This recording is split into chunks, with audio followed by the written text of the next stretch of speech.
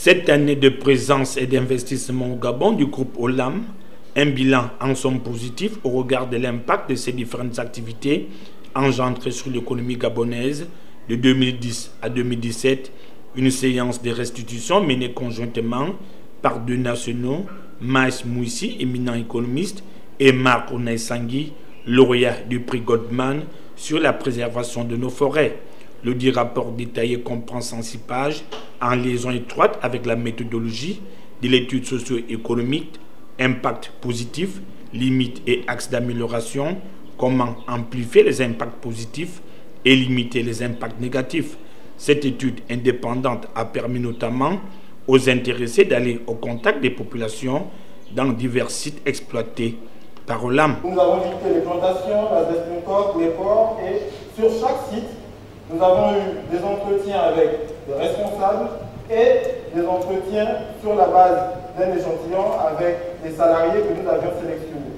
Et généralement, et vous le verrez également dans l'étude, l'échantillon était constitué de telle sorte que il soit représentatif de la réalité des salariés. Chez Olam, il y a plus d'ouvriers que de cadres, et dans notre échantillon, il y avait beaucoup plus d'ouvriers que de cadres. Je vous ai parlé des 14 villages, et au cours de cet entretien, nous avons réalisé 210 entretiens, aussi bien avec des responsables d'administration, des responsables de l'âme que dans les villages. Pour la réaliser également, nous avons utilisé 150 séries de données pour pouvoir réaliser de nombreux tableaux que vous voyez dans l'étude. En réalité, il y en a 39, et également un certain nombre de figures explicatives, et l'étude se termine par des recommandations qui sont au nombre de 37. Dans une nation, la richesse nationale se mesure par un agrégat appelé le PIB.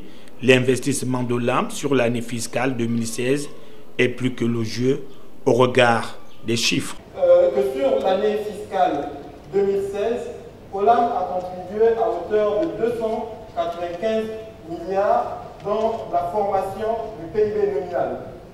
Ça fait environ 3,6% du PIB total et 5% du PIB hors pétrole.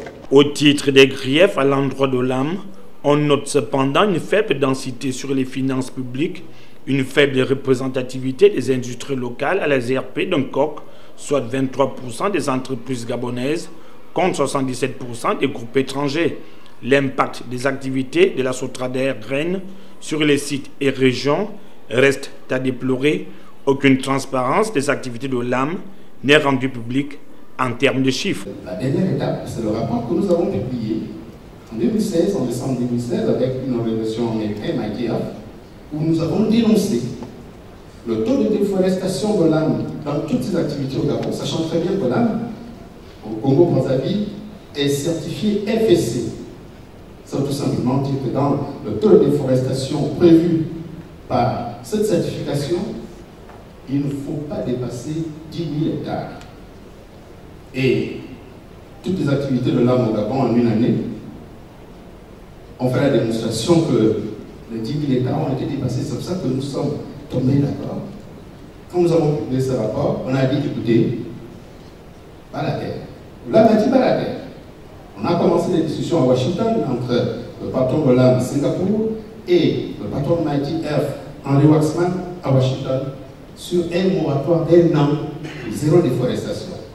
Cette séance de restitution a eu tout son sens, histoire de dissiper tout malentendu entre cet opérateur économique et les populations gabonaises.